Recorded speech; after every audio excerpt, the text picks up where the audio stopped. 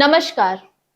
आज मैं आपको एक बहुत ही कॉमन बीमारी जो कि आईलिड में होती है ब्लेफराइटिस, उसके बारे में बताऊंगी।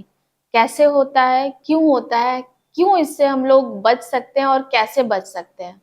फर्स्ट हम आते हैं कि ब्लेफराइटिस होता क्या है। ब्लेफराइटिस में दो पार्ट है, ब्लेफर एंड प्लस आइटिस। तो फर्स्ट वाले पार्ट का मतलब हुआ आईलिड एंड आइटिस का मतलब जैसा कि आप सभी जानते हैं इन्फ्लेमेशन। इन्फ्लेमेशन हो गया तो आईलिड का इन्फ्लेमेशन इज ब्लेफराइटिस। ब्लेफराइटिस को आप सबसे पहले बताती हूँ तो आप पहचानोगे कैसे।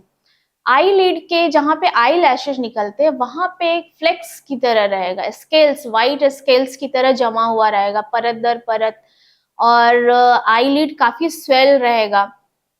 तो आप इस बीमारी को कह सकते हो कि ये ब्लेफराइटिस है।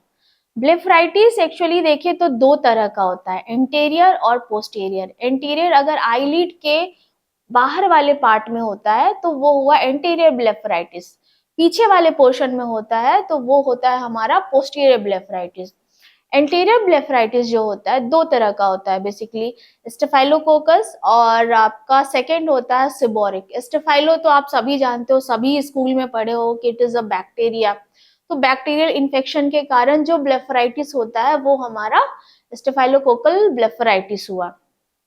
एक्चुअली ये होता कैसे है, तो जब भी हम गंदे हाथों से, जैसा कि आजकल नेट का जमाना है, सभी कोई नेट देख रहे हैं और काफी आधी अधूरी या कुछ अच्छी जानकारी लेकर के भी, जैसे कहीं कहीं मैंने वीडियो में देखा है कि काफी लोग बताते हैं कि आईज को आप हाथ से टच करो, मुंह में लार ले करके या फिर किसी और चीज से टच करके आईज को टच करते हो आप, तो बीमारी आई डोंट नो ठीक होता है कि नहीं, पावर तो नहीं ठीक होगा, लेकिन ये ब्लेफराइटिस या फिर आईलिड का इन्फेक्शन जरूर हो सकता है आपको।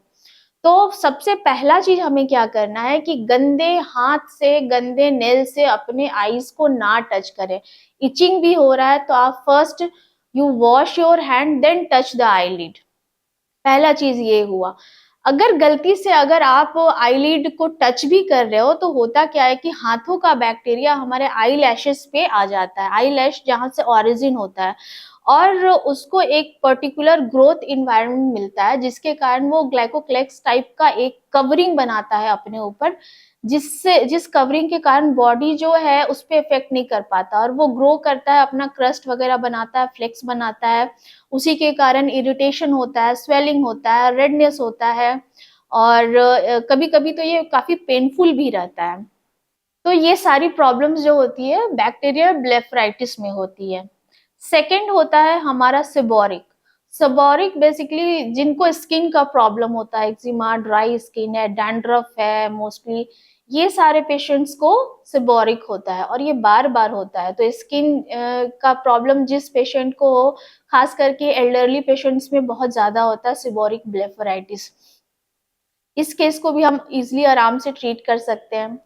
थर्ड है हमारा, या फिर ये कहिए कि ब्लेफराइटिस का जो सेकेंड पार्ट है पोस्टीरियर ब्लेफराइटिस, जो आईलिड के पीछे वाले पोर्शन में होता है, ये बेसिकली होता है एमजीडी के कारण। एमजीडी हुआ मेबोबियन ग्लैंड डिसफंक्शन। मैंने अपने पहले वाले वीडियो में आपको बताया था कि आईलिड के हर दोनों आईलिड पे काफी ग्लैंड्स होते हैं जो काफी नंबर्स में होते हैं और उनसे सिबम सिक्रीट होता है जो आई का टीयर फिल्म बनाता है, जो आई को इवापोरेट होने से, मतलब इवापोरेशन मीन्स कि अगर आप कहीं पे है तो टीयर फिल्म को ब्रेक होने से उसका एक्वस को हवा में जाने से रोकता है, ऑयल का एक लेयर वो बना के रखता है, तो इसका सिक्रीशन रुक जाता है। मेबोबियन ग्लैंड इस चीज का सिक्रीशन नहीं कर पाता है तो इसको हम कहते हैं मेबोबियन ग्लैंड डिसफंक्शन।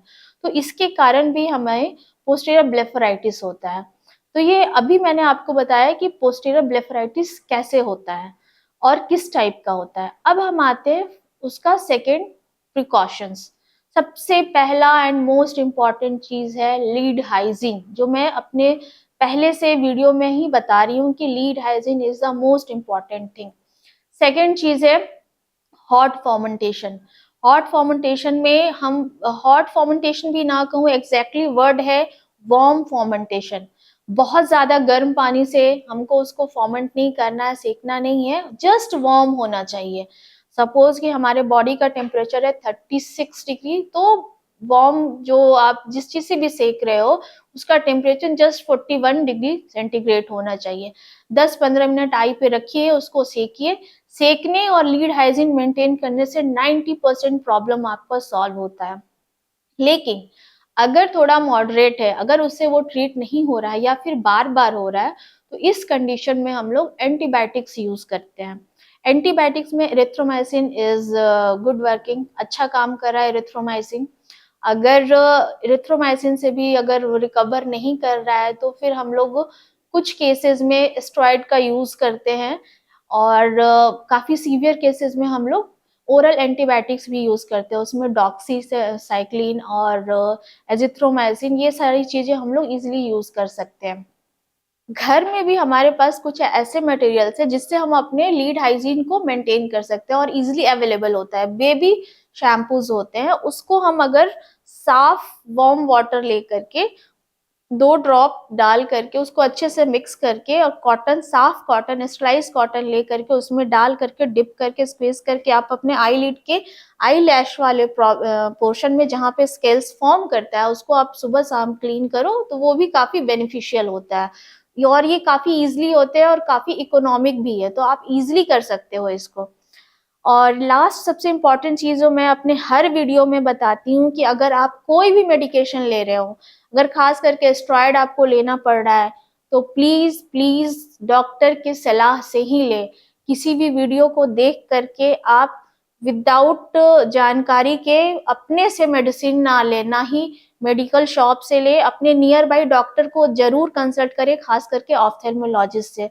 अगर आपको मुझसे कुछ क्वेश्चंस पूछना है तो आप नीचे दिए हुए नंबर पे कॉल कर सकते हो, या फिर आप यहाँ पर अपने कुछ क्वेश्चंस भेज सकते हो, मैं उसका आंसर दूंगी। आपको मुझसे कांटेक्ट करना है तो आप लाइफ केयर हॉस्पिटल या सिनर्जी ग्लोबल हॉस्पिटल में इजीली मुझसे कांटेक्ट कर सकते हो।